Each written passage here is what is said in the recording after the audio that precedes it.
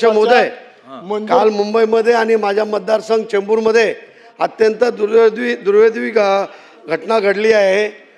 खरं म्हणजे 10 वर्षाचा मुलगा शाळेतून सुटला, बस घेऊन जात होती आणि अचानक झाड पडला आणि जागीच त्या मुलाचा मृत्यू झाला। खरं म्हणजे तो मुलगा घरी पोहोचत होता, आई त्याची वाट बघत होती की माझा मुलगा आता येईल, तेवढ्यात हा अपघात झालेला आहे। खरं म्हणजे सभागृहाला मी एवढंच सांगतो की मुंबईमध्ये अपघात झालेला आहे आणि मी अध्यक्षांना सांगत होतो की साहेब पॉईंट ऑफ इम्प्रोव्हेशन घ्या म्हणून, परंतु औचित्यामध्ये आपण घेतलं आहे, हे अत्यंत वाईट वाटतं आम्हाला। आज त्या मुलाचा काय दोष आहे, त्या मुलाचा काय दोष आहे? ज्यांचा दोष आहे, मुंबई महानगरपालिकेच्या अधिकाऱ्यांचा दोष आहे, त्यांच्यावरती कारवाई व्हायला पाहिजे। ही घटना आमच्या चेंबूरमध्ये एकच नाही झाली, ही घटना 4 ते 5 झालेली आहे।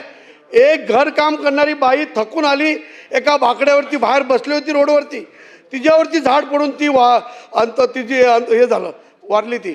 आणि आज हा मुलगा, त्यामध्ये 10 ते 12 मुलं होती, आज 7 मुलं हॉस्पिटलमध्ये ॲडमिट आहेत, 7 मुलं ॲडमिट आहेत आणि एक मुलगा गेलाय, तोही माझ्या बिल्डिंगमध्ये राहतो, माझ्या नातवामध्ये बरोबर खेळतोय। असा मुलगा जर आपल्याला किंमत नसेल सभागृहाला तर बरोबर नाही आहे। मी मुंबई महानगरपालिकेच्या अधिकाऱ्यांना किती वेळ सांगितलंय सभागृहात, खरं म्हणजे आमचे पालकमंत्री आता नाही आहेत, आशिष शेलार साहेब, त्या हर मीटिंगमध्ये हा झाडांचा विषय येतोय। जी जुनी झाडं आहेत, ती जुने झाडं सर्वे करून ती जुनी झाडं तोडायला पाहिजे। साहेब 2 मिनिटं बोलायला द्या, 2 मिनिटं बोलायला द्या। खरं म्हणजे जुनी झाडं आहेत, ती चेंबूरमध्ये आमचं प्रदूषण एरिया, परंतु तिथे जर तुम्ही बिल्डरांनी एक अर्ज दिला तर ताबडतोब झाड कापायला जातात, परंतु आज लोकांचा जीव जातोय।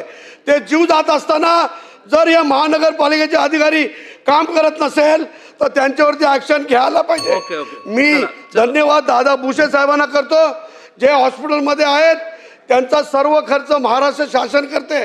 आमच्या महापौर आल्या, उपमहापौर आले, त्यांनी मदत दाखवली आणि त्यांच्या जे मुलगा आमचा जो गेलेला आहे दुर्दैवाने, विहान श्रीवास्तव हा मुलगा गेलेला आहे, त्यांच्या घरी सुद्धा दादा भुसे येऊन त्यांना मदत करतो म्हणून सांगितलं। धन्यवाद साहेब।